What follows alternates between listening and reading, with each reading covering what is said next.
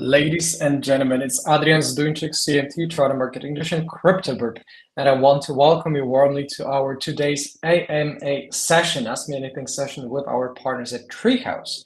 And well, for those who are not aware, Treehouse is an actual interesting project. Not only we are partners, we are actually invested in a project as well. It's a decentralized fixed income layer that is powering decentralized offer rates, right? DOR.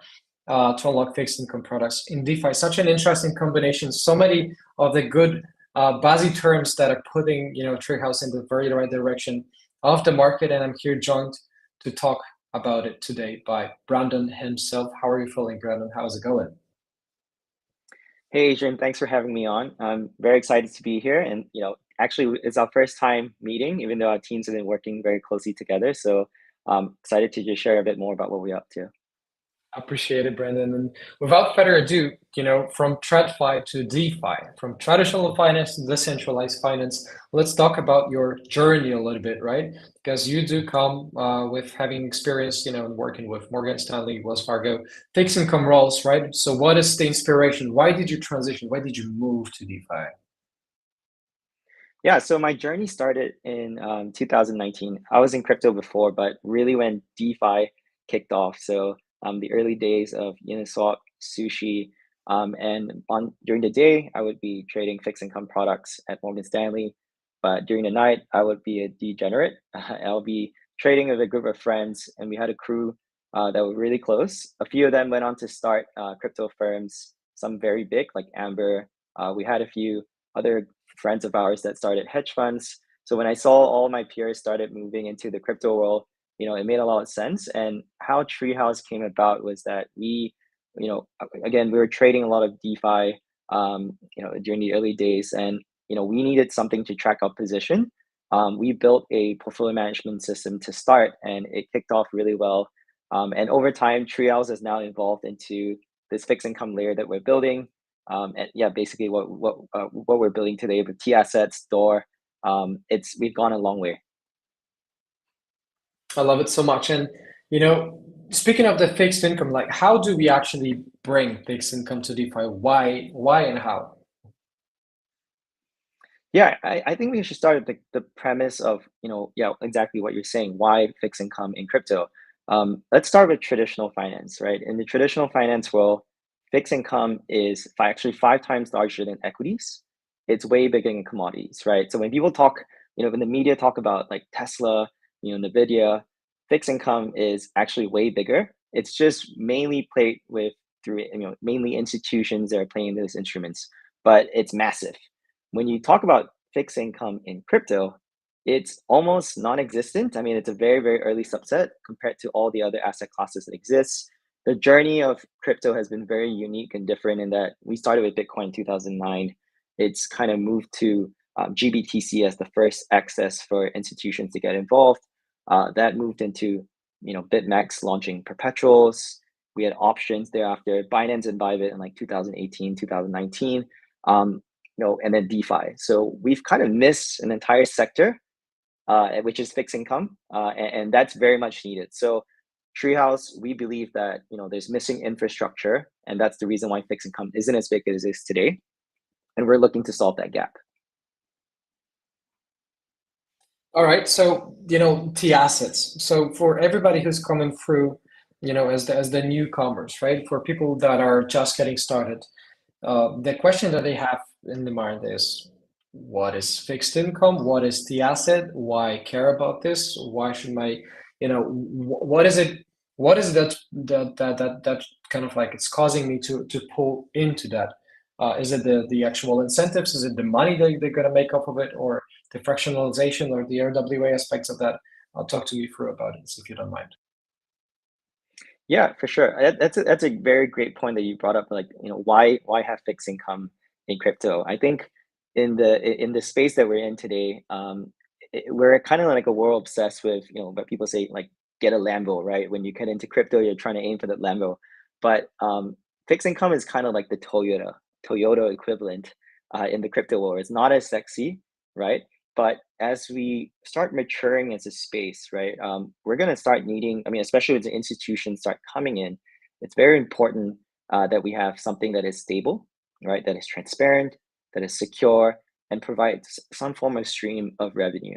So that is really the premise of I mean, we have to eventually evolve as a space, and this asset class will help bring all these elements to what we're trying to do. So touching upon into like what tAsset is. So you brought up the concept of tAsset. Let me just explain to users, I mean, what it actually is.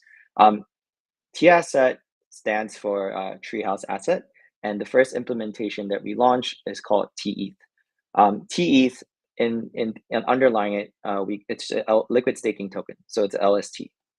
We put a twist to it. We call it LST 2.0, because not only are you earning proof of stake yield, there is this additional element of where we optimize yield through an arbitrage strategy. So underlying tETH, we actually partnered with Lido. So we're holding WST and then we do this arbitrage strategy on money markets. And I'll kind of walk you through three things of what tAsset does that it differentiates ourselves from all the other ETH derivatives. So the first of which is it's democratized access to this interest rate arbitrage strategy. Anyone with ETH can just stake it with us, and now they're not only earning, they're earning this additional yield. The second thing that tETH does is that by doing this arbitrage strategy and giving that return to users, we're not just getting more yield, we're actually helping keep the market efficient. When you look at the DeFi world as it is today, when you get on Aave, when you get on Compound, when you get on Spark, borrowing and lending rates are all over the place, right? And if we want to have a proper fixed income space, fixed income asset class, that needs to go away, right? Fragmentation needs to be resolved. There needs to be a convergence of it. So, let's bring some analogy of like traditional finance. When you go and borrow US dollar, you don't expect someone standing out there willing to lend you out US dollar at 1%, because you can just you can just borrow that 1% and put it into a government bond and earn it like risk-free return. So that has to go away, and that naturally goes away in traditional finance because it's a very mature market. We want to do that for DeFi. We want to do it on chain, and we're helping converge the rate. The third thing of what tAsset does is that it powers DOR, Decentralized Offered Rate, and I'm happy to get into that, but I'm sure you have questions. Gotcha, man. So liquid staking tokens to zero, I like that, and of course with the tAssets with the DOR, I think that lines up with my impression of the first time I actually spoke to your team, about Treehouse, and how to a large extent novel this concept was, right? So you're not only not afraid of pulling out, fixing the new terms that they can be utilized, I think, and propagated in the entirety of the DeFi, right? That marks your presence, that shows your relevance, that putting just and observing the whole thing from the user perspective, from the perspective, kind of like a token owner and the someone who's holding a stake in a project, right? In many different shapes and fashions. It's very impressive for what you built for the entire ecosystem out of that, right? And let's talk about DOR being basically a set of benchmarking, kind of like a system, right? Like a framework for rate benchmarking, because it has to bring the transparency, right, and the centralization for the benchmark rates. However, how does it ensure the fairness? How does it ensure the unbiased rate setting that is so much needed to DeFi adoption, please? Yeah, that's a great question. I think for listeners, maybe I can start with just trying to explain what DOR is in the context of traditional finance, because it's an entirely new primitive that we're building in crypto, and understanding what happens in the traditional finance world is very important to seeing how this can then power new primitives and how it can change the game for our entire space. So I'm going to talk a little bit about history, because I think it's very relevant here. So DOR stands for, again, Decentralized Offered Rates. It's essentially a decentralized benchmark rate.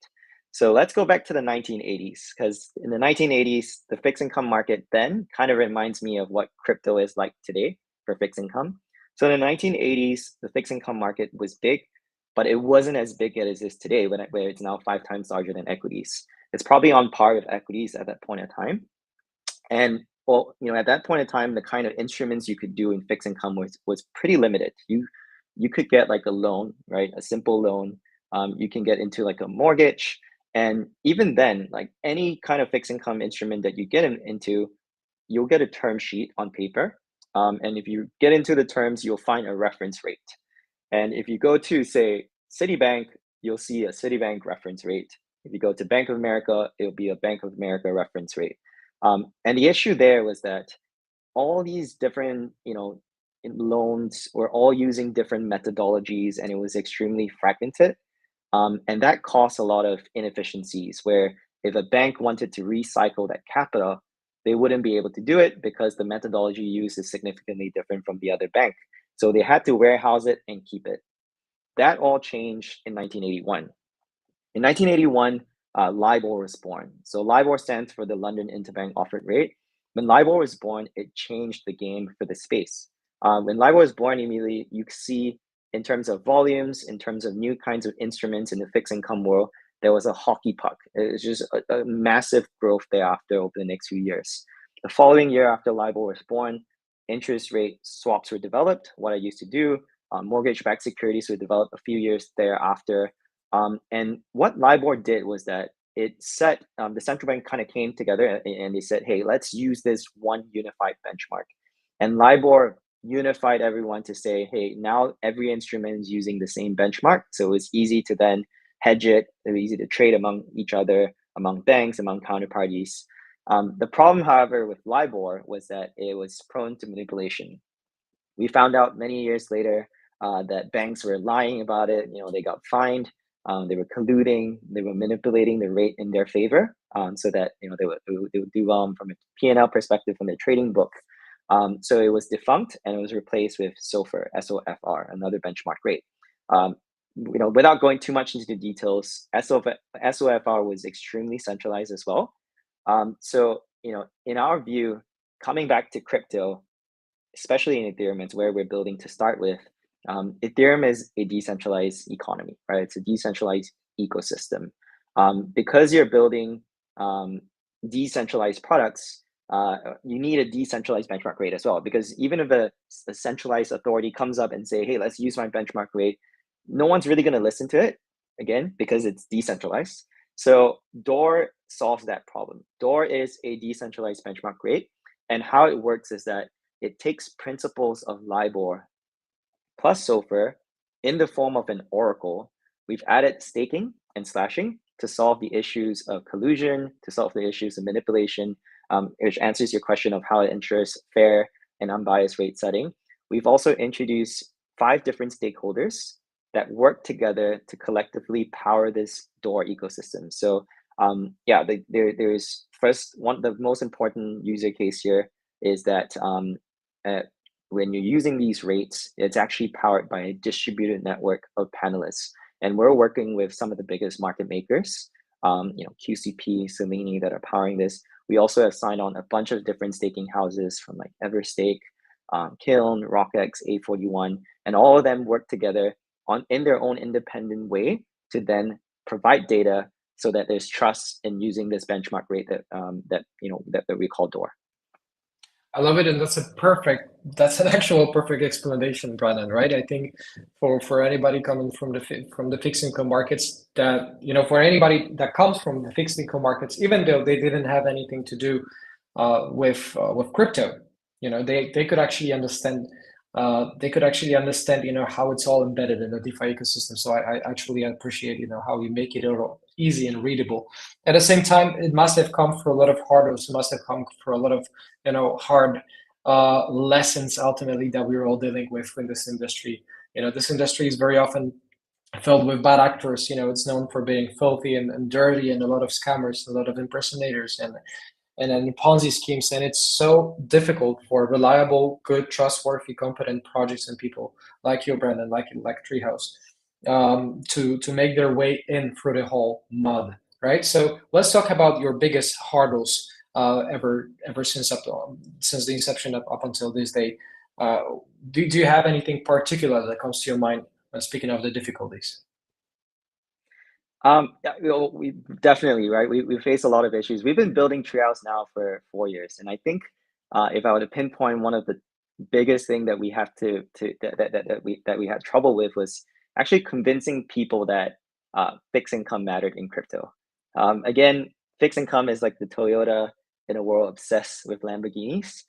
So it's really hard to come to someone and say, "Hey, if I give you this 5% yield, it is stable over the course of a year."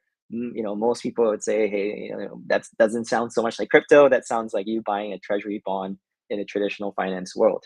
So that we had to face a lot of trying to fight against the norm of saying that beyond just all the all these Ponzonomics that you're seeing, all these crazy high yield inflation, fixed income is very, very important. And I think now we're in a very, very good time. We're in an opportune time because the space is maturing very, very quickly, right?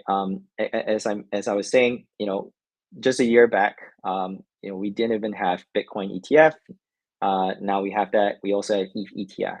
I think the cycle of institutions when they do come in which a lot of them are looking to come in now with regulations being so much more open with the new U.S. administration, is that they're not going to jump into the degen DeFi protocols at all, right? They're not going to touch that, right? The real big like BlackRock and all those guys, they're not going to touch that.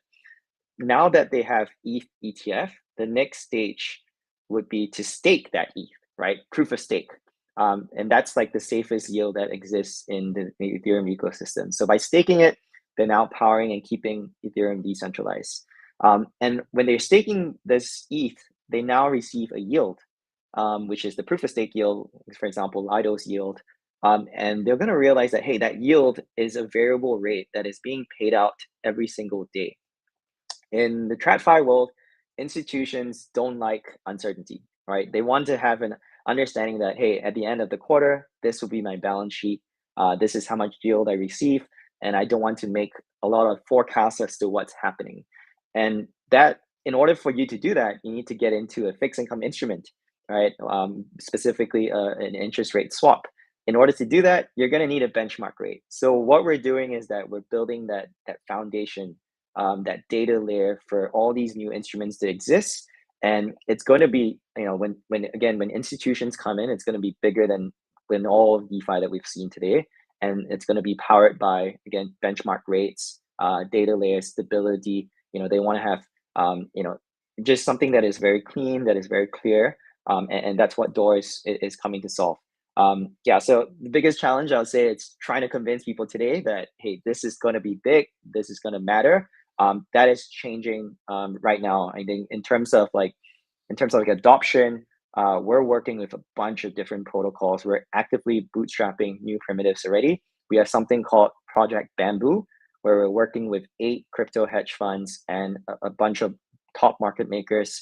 We're on track to see it hit the instrument underlying it hit 1 billion in trading volumes, hopefully by the end of Q1, and we'll announce that. We'll announce all the details then. We're also working with perp dexes to launch like Ethereum staking rate forwards. We're working with protocols. We're giving out grants actively. So a lot of things that we're doing on chain, even on the off chain side. Also, we're working with.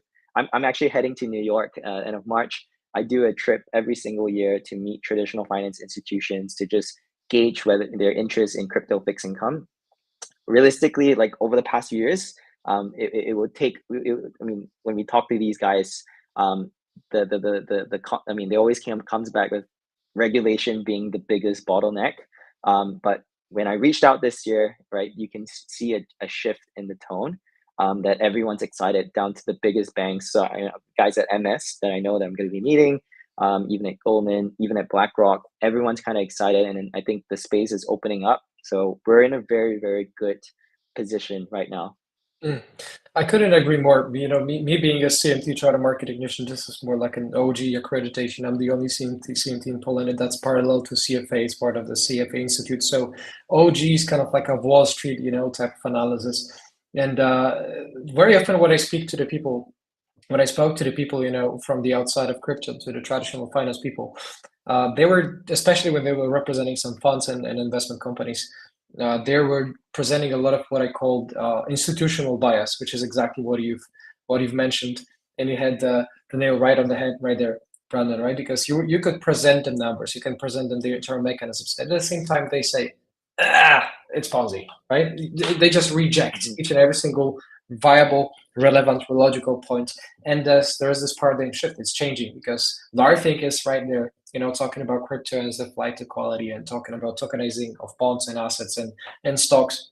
The ETFs, 120 billion, volume. AUM, with BlackRock close to 60 billion alone. Vanguard, Vanek, Grayscale. There is no excuse not to be in the game anymore, right? And I fully agree. And speaking of the, let me pull up the website, your incredible website. This is a kind confirmation for everything that Ben, that Brandon shared, and also what I discussed with Ben off the record, and with your incredible team. What an incredible bunch of people you guys have on the Treehouse side. It's beautiful. This is just to confirm that exactly the Q1 roadmap says, mentions the Project Bamboo here about forward rate agreement market. And I kindly encourage everybody to go ahead and check our partners' website at treehouse.finance. What an incredible, nice, crisp, easy to follow, good-looking website you guys have built. Full explanation of the LST 2.0. Again, strong connection, strong backup right there. And I also am famous for having a squirrel memory. And squirrel memory is exactly what makes me ensure that you guys are head over to following Treehouse on Twitter or Next, right? So make sure you hit the follow button on Treehouse Fi. Treehouse Fi, that's their handle.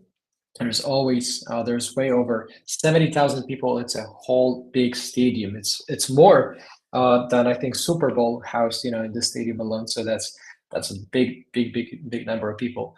And before we get to the final question, Brandon, I'd love to check your brain on what's ahead, right? Because of course we can talk about the Q1, the Q2. Of course, it's listed up on your website. However, with the future, right, of the DeFi fixed income market at all, that you mentioned is just being built, and that you're laying the foundation beneath that, which is something commendable.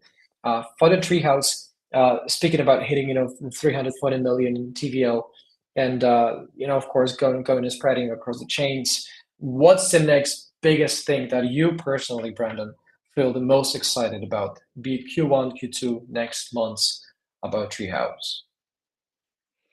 Yeah. So yeah. Thanks for the kind words. We've been shipping. Like you said, we've hit 340 million TVL. That's going to grow a lot more. There's going to be a lot more partnerships. In terms of what I'm most excited about is Door. So we've done well on tAsset, right? We've seen a lot of traction pick up. We hit 30 million in TVL the first day we launched it, and then when it hit the cap immediately. The second cap that we raised, it hit 80 million. So that was great. In terms of, we launched on Pendle last week, and we're now valued as the most valuable airdrop in ETH over the whole course of the past week. So that's been very exciting. But I encourage listeners to read up a bit more about Door. So we launched Door mainnet 2 weeks ago, and Door is the first ever decentralized fixed income benchmark in crypto.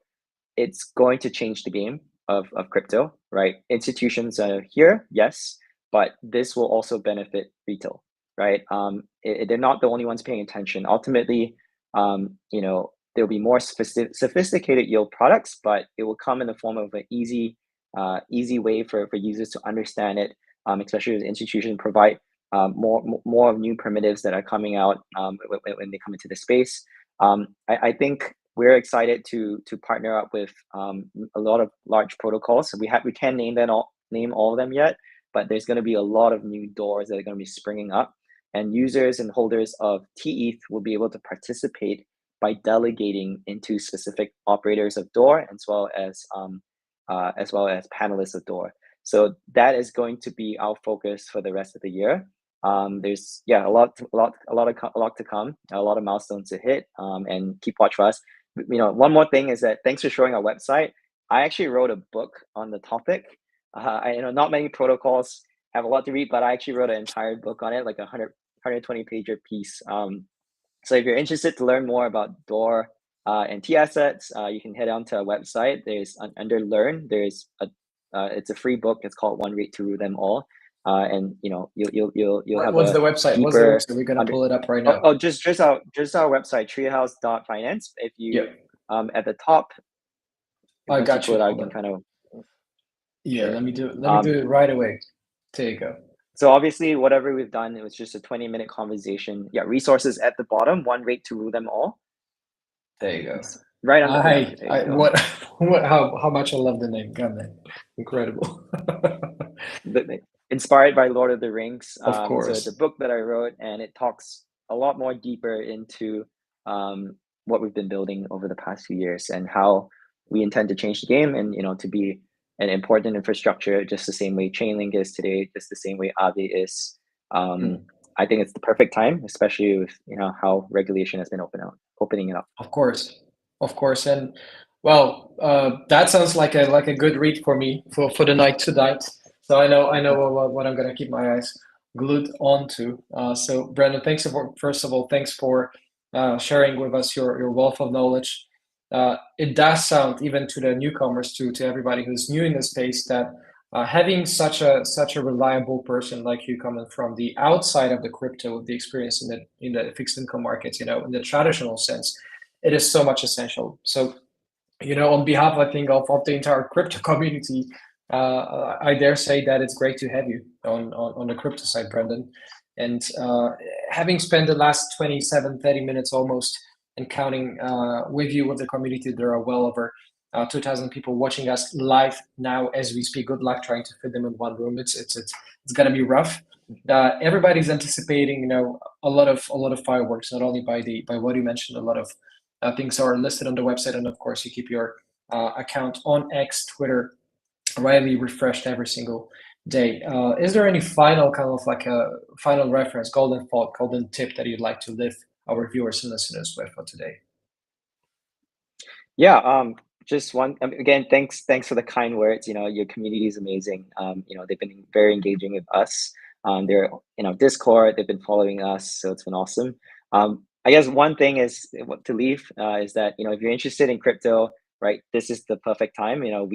We're actually we love builders to build on top of what we're building, Door, right? And we're actually giving out grants. We're also investing, so we're launching an eco fund.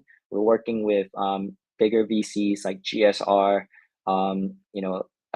Lead Block, Mirana, to invest into projects that are building into fixed income. So if whatever you heard resonated with you, and you think there's something that you want to do in the crypto space related to fixed income, reach out to us. We'd love to see how we can work together.